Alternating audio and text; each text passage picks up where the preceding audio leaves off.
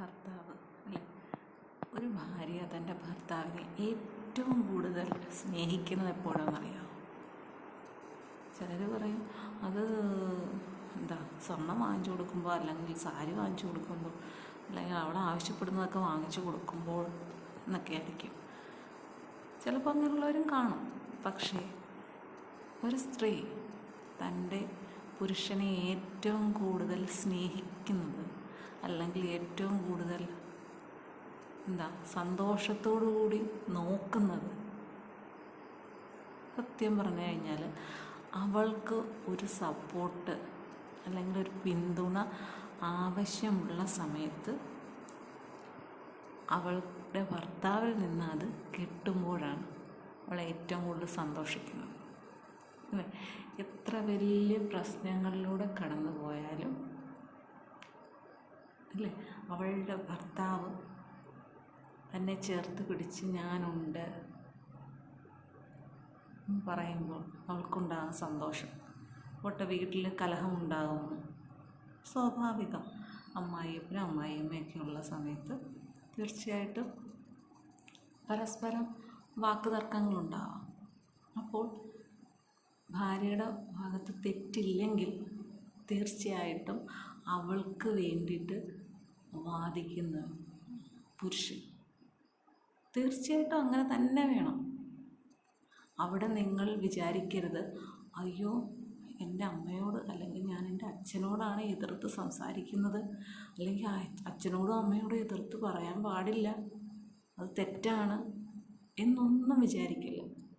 നിങ്ങളുടെ ഭാര്യയുടെ ഭാഗത്ത് ശരിയുണ്ടെങ്കിൽ ആ ശരിക്കൊപ്പമാണ് നിങ്ങൾ നിൽക്കേണ്ടത്.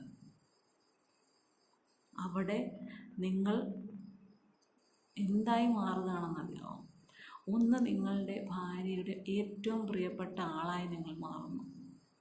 കാരണം അവിടെ വെളിയിൽ നിന്ന് വന്ന ഒരു വ്യക്തിയാണ് നിങ്ങളുടെ ഭാര്യയില്ലേ.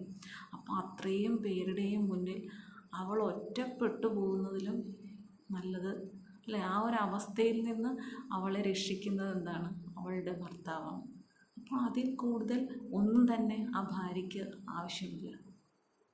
പിന്നെ രണ്ടാമതൊന്നെന്ന് പറയുന്നത്, അങ്ങനെ നിങ്ങൾ ശരിക്കൊപ്പം നിൽക്കുകയാണെങ്കിൽ നിങ്ങൾ മറ്റുള്ളവർക്കൊരു മാതൃകയായി മാറുകയാണ് അല്ലേ. അതായത് ഈ ഭാര്യയുടെ ഭർത്താവ് അല്ലേ, അയാൾക്കൊരു പ്രത്യേക സ്ഥാനം ആ കുടുംബത്തിൽ നിൽക്കും. കാരണം പിന്നീട് അങ്ങോട്ടൊരു പ്രശ്നം ഉണ്ടാകുമ്പോൾ ആരാണോ അതിന് കാരണക്കാരാണ് അവരത് ചിന്തിക്കും. ഒരു പ്രശ്നമുണ്ടായാൽ ശരിയുടെ കൂടെ നിൽക്കുള്ളൂ അയാൾ. അതുകൊണ്ട് ശരിയാണ് എപ്പോഴും നല്ലത് എന്ന് ചിന്തിക്കും.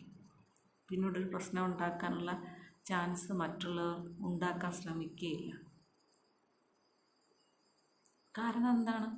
നമ്മൾ ആരായാലും, അച്ഛനല്ല അമ്മയല്ല, ലോകത്തുള്ള ആരായാലും, എൻ്റെ അഭിപ്രായത്തിൽ ഞാൻ പറയുന്നത്, നമ്മൾ വിശ്വസിക്കുന്ന ഈശ്വരനോ ശക്തിയോ എന്തോ ആയിക്കൊള്ളട്ടെ, നമ്മളുടെ ഭാഗത്ത് ശരിയുണ്ടെങ്കിൽ നമ്മൾ തർക്കിക്കുക തന്നെ വേണം, അതിനുവേണ്ടി വാദിക്കുക തന്നെ വേണം. കാരണം നമ്മുടെ ഭാഗത്ത് ശരിയുണ്ട്. ആ ശരിക്ക് വേണ്ടിയിട്ട് വാദിക്കേണ്ടത് നമ്മളാണ്.